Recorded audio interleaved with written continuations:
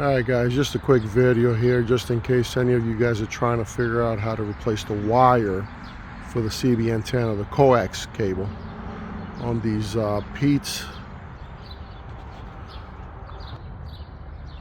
Is basically take the bracket out from over here, fish the wire out or back in, either way.